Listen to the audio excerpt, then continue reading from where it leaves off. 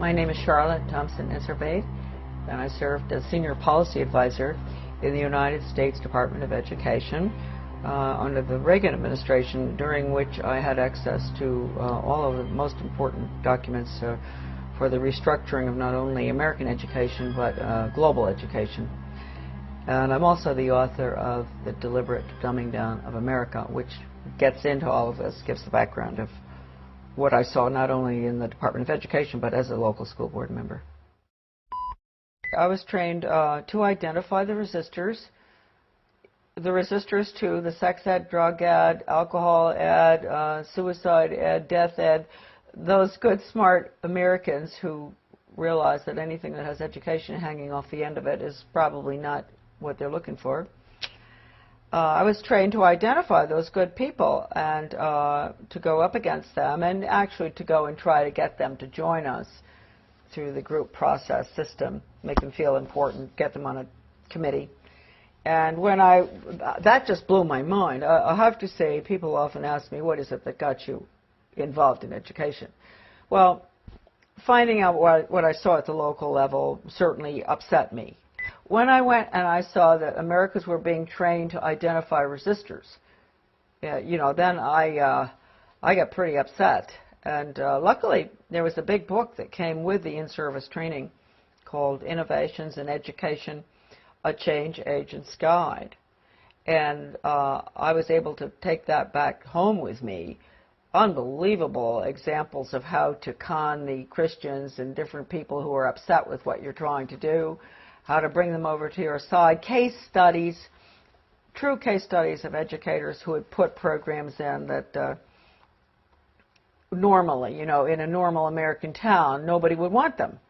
How did they manage to get them in? How did they con the people? And the other thing was, not only was I trained to identify the resistors, I was trained to go to the important people, high profile, highly thought of people in the community, with the Rotary, Chamber of Commerce, Garden Club, you name it, the different groups in our towns. Go to them and convince them of the importance of these new programs like sex ed, drug ed, I just mentioned all of them, and to get them on your side, because when you can get the leadership in a community to go along with it, then the newspaper comes in and says, you know, a committee's been set up with the head of the Rotary and this and that, and they're all getting behind this task force to discuss whether we're going to have a new sex education program. And then when Mary Jones, you know, who ordinarily would think, why would we want to have a sex education program when we don't have any problems with kids having sex or anything, so she might be you know, concerned. She might be one of the resistors. She reads that her best friend, who's the head of the Garden Club, is on this committee, and she thinks, oh, well, hey, Mary Appleton is on that committee. She's heading it up. It must be okay. So I was taught really how to con the community. They always call everybody by the first name. You have to get very, you know, affectionate with people, and you say, William, you know, I'm so glad you've come to this meeting, and I understand your concerns about this program, because you know, I've had other people, usually it's the really bright people in the community who have these concerns, and would you like to join our group? The original program was funded by what would subsequently become my office. It was funded by the Office of Research in the U.S. Office of Education, because it was funded early on, about the late 60s. Still funded, by the way. And the money went to the University of Michigan in Ann Arbor to a professor by the name of Ronald Reagan. And he was the one that put together the whole training, the whole seminar, the book. And in the back of the book you had, they admitted it, right in the back of the book, they had about 100 major change agents listed from all over the country. Some of them I recognize, some I still don't, but some I do. And so this was a very important project. And it was being, you know, it was being carried out in I'm sure, all over the country, not just where I was. This was in Searsport, Maine, this lovely little town on the coast of Maine, in the school there where the guy came in, the facilitator, not Professor Havelock, but a facilitator, to train us. And these were good people that were there. You know, some of the teachers from my school, where I was on the local school board, principals, etc. Normal-looking Americans. You know, you really ask yourself, they must themselves have reacted very much the way I did. That's why I've always had a lot of understanding for teachers that have to go through this stuff. I didn't have to continue going through it. They've had to, through the years, constant training, retraining, sensitivity training, break their values. Right, no wrong. You've got to have all religions represented, so, you know, tolerant of everything, and because that's the New World Order. Disorder, excuse me. Professor Benjamin Bloom is probably the most important behavioral psychologist ever to live. I mean, maybe not quite as much as Pavlov and Skinner, but he really implemented the system in education in the United States. And he was the author of the Taxonomy of Educational Objectives. And I know that doesn't mean much to us. It means a lot to teachers. They know. All teachers have to go through that, Bloom's Taxonomy. And just to give you an idea of how blatant they are, Benjamin Bloom said the purpose of education, and I often say this to parents, really, listen to this. You think the purpose of education is reading, writing, and arithmetic? The purpose of education is to change the thoughts, actions, and feelings of students.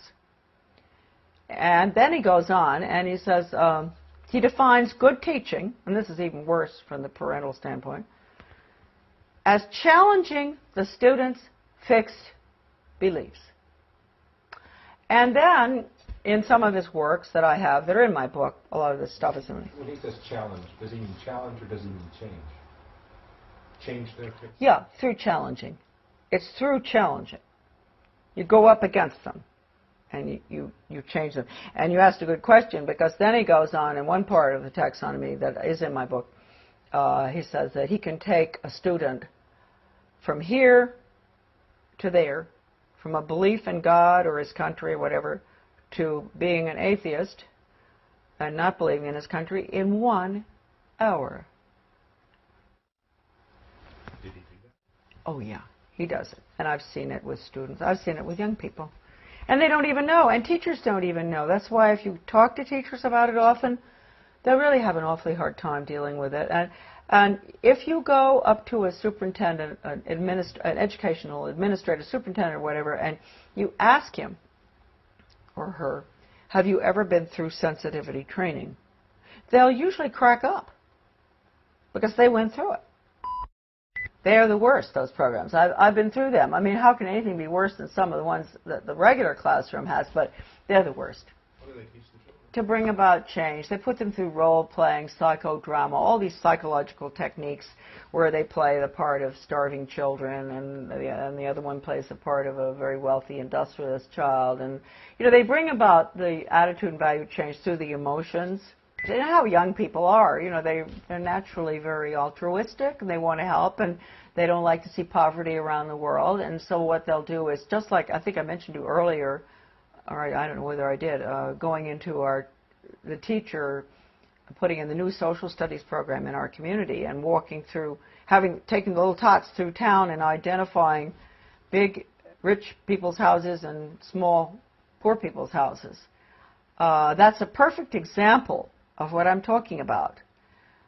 Getting them young and making them feel sorry for the people who live in the trailer across from the captain's house, because they only eat hot dogs, not steak. And then they'll do the same thing with Ethiopia or wherever, some third world country, showing them the children dying, and then they'll show pictures of our affluence. And what do you eat for breakfast? Oh, you have eggs and bacon and cereal and orange juice and grapefruit and everything. Yum, yum, yum. Do you really think it's fair? Common unity. That's what we call it, common unity. It is no rule for the individual in the community, and for everything that goes on in the Soviet Union or communism is based on the community, the commune.